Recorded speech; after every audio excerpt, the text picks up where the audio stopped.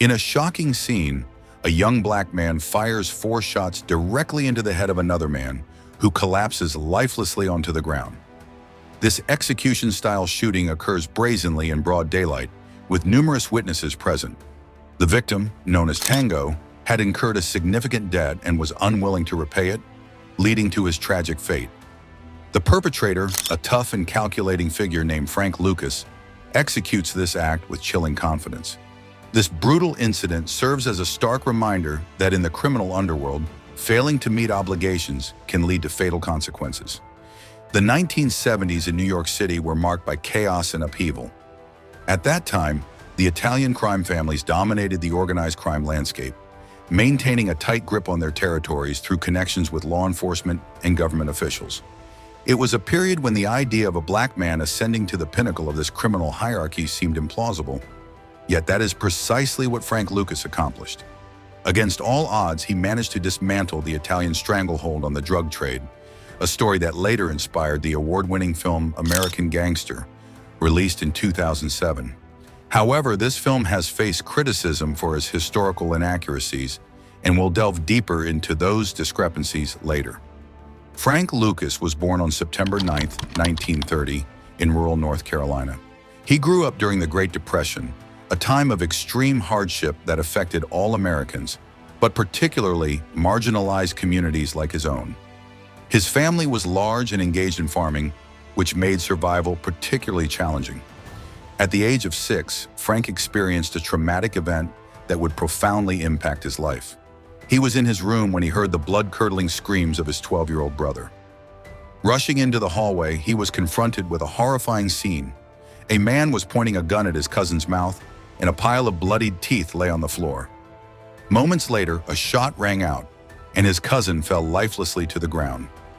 The brutality of this murder, committed by 5 members of the Ku Klux Klan, was a horrifying lesson in violence for young Frank, who learned that life could be cruel and unforgiving.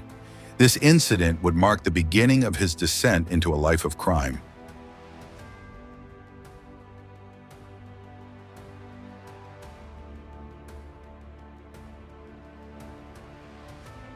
As he grew older, Frank turned to petty crimes, targeting drunken patrons near a local tobacco shop. He later worked as a truck driver until a scandal involving the boss's daughter led to violence.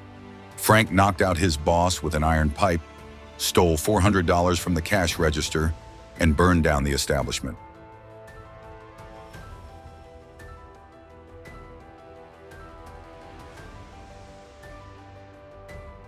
This pattern of criminal behavior followed him into adulthood, and his worried mother urged him to leave North Carolina for New York City to escape incarceration or death. If you're enjoying this video so far, don't forget to hit the like and subscribe button.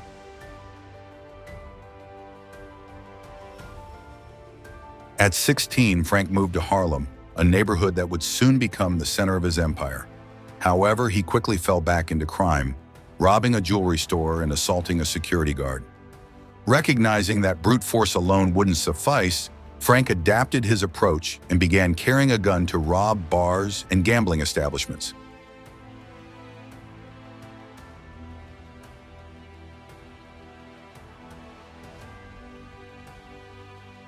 His rise caught the attention of Bumpy Johnson, the undisputed king of Harlem's underworld at the time. The neighborhood was rife with crime and neglect. Many buildings were abandoned, and essential services like electricity and water were often unavailable. The streets were filled with drug dealers peddling illegal substances, a market that Bumpy controlled.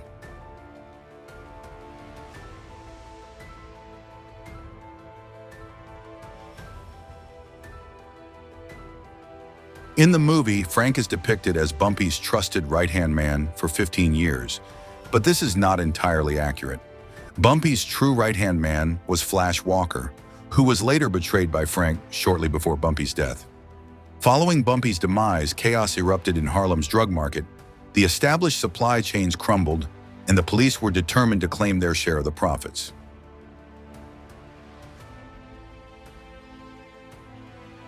Prices for heroin skyrocketed, with street-level dealers charging as much as $50,000 per kilo. Frank realized that the only ones profiting from these inflated prices were the Italians, and he was determined to disrupt their monopoly. To devise a plan, Frank secluded himself in a hotel room, cutting off all communication for an entire month.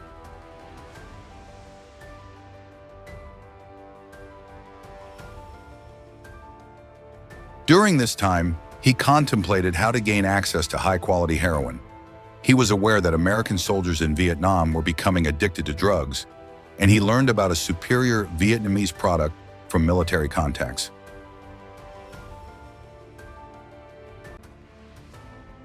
Additionally, he had a relative, Leslie Atkinson, who was a former U.S. Army sergeant living in Bangkok.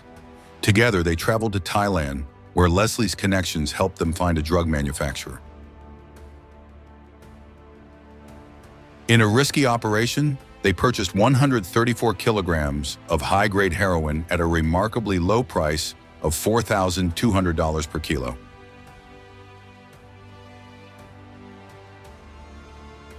Back in Harlem, the same substance sold for exorbitant prices, allowing Frank to undercut his competitors while providing a purer product.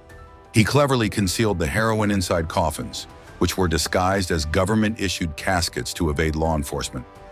By cutting out the middlemen, Frank was able to establish a lucrative business, earning up to $1 million a day.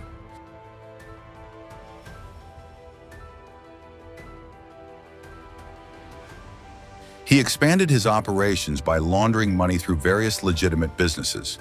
His approach mirrored that of the Italian mafia, as he entrusted key roles in his organization to family members who had been brought up from North Carolina.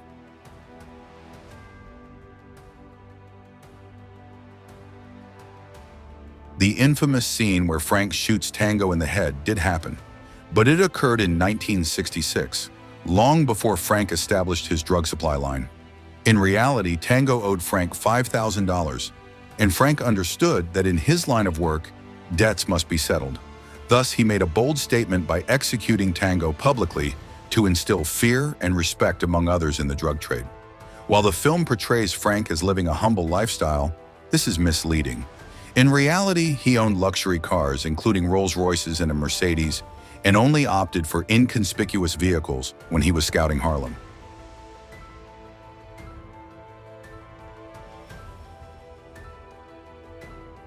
Compared to other flamboyant drug dealers, he was relatively low-key, which added to his mystique.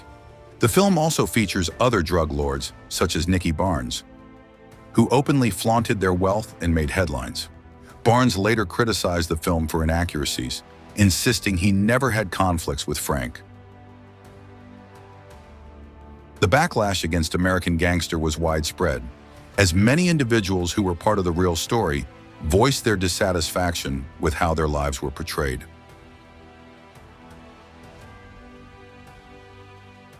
Federal Judge Sterling Johnson was particularly vocal, claiming that Denzel Washington's depiction of Frank was entirely fictional, arguing that the real Frank was brash and lacked the intelligence attributed to him in the film.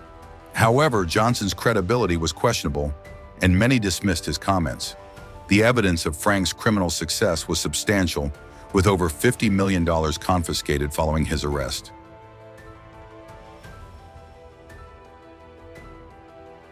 Despite the controversies surrounding the film, it reflected the true essence of Frank's rise and fall. After the movie's release, drug enforcement agents attempted to sue Universal for defamation, but the lawsuit was quickly dropped, possibly due to the implications of further investigation into police corruption. The Special Investigations Unit, tasked with combating drug trafficking, was plagued by corruption, with a staggering 52 out of 70 officers eventually convicted.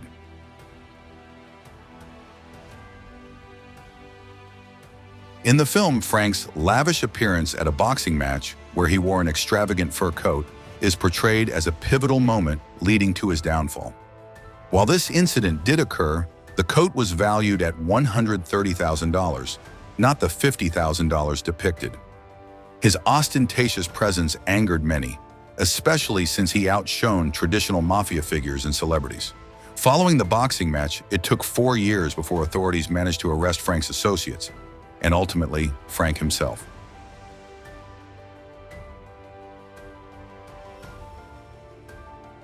His arrest was not the grand spectacle depicted in the movie. Rather, it occurred during a raid on his home, where his wife was apprehended for attempting to dispose of suitcases filled with cash.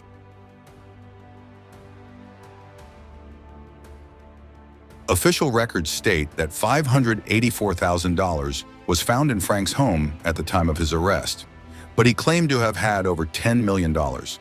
Despite passing a polygraph test that suggested he was truthful, the fate of the missing money remains unknown.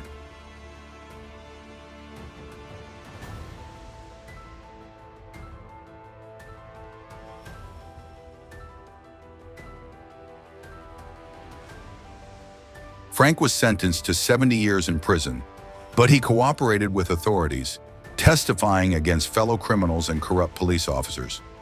This cooperation led to his sentence being reduced to just 5 years, and he was released in 1981, entering the Witness Protection Program. However, his troubles were far from over.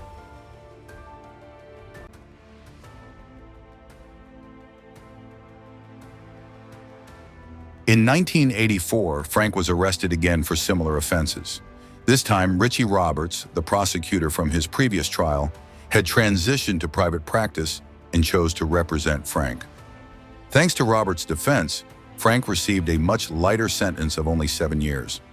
During his incarceration, Frank underwent a significant transformation.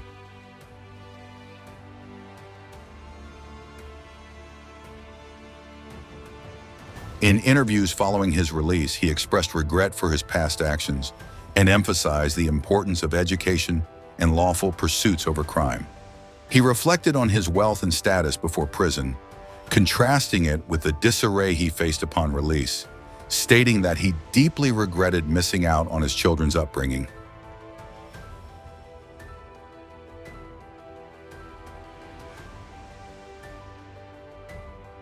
In his later years, Frank was confined to a wheelchair due to injuries sustained in a car accident, which severely impacted his mobility.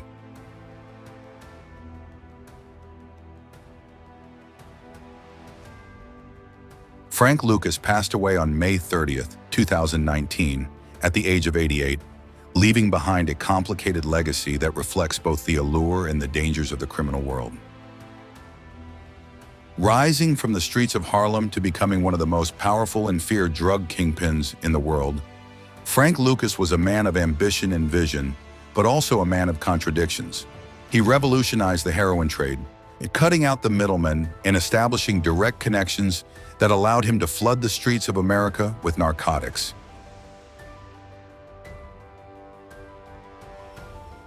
He lived lavishly, wielded enormous power, and played the game better than anyone else for a time. But like all empires built on corruption and destruction, Lucas's reign could not last forever.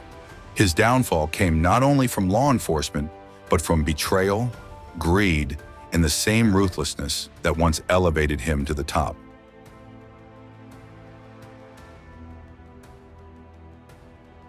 The millions he made came at an unfathomable cost: the devastation of families, the entrapment of countless lives in addiction, and the corrosion of communities already struggling against poverty and oppression. Though Frank Lucas sought redemption later in life, cooperating with authorities and reflecting on his past, the damage had been done.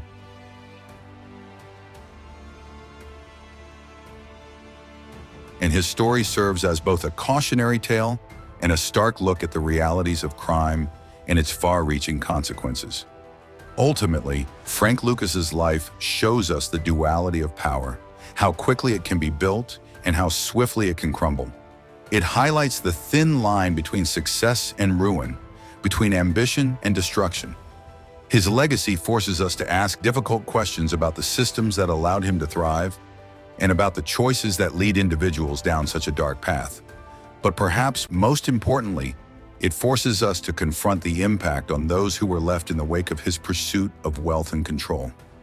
In telling the story of Frank Lucas, we are reminded of the harsh realities of the drug trade and the human lives it consumes.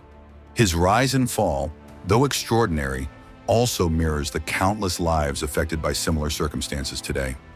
At the end of it all, Lucas's story isn't just about the man, it's about the bigger systemic issues that continue to shape communities around the world. If you enjoyed this video, don't forget to like, comment, and subscribe for more videos.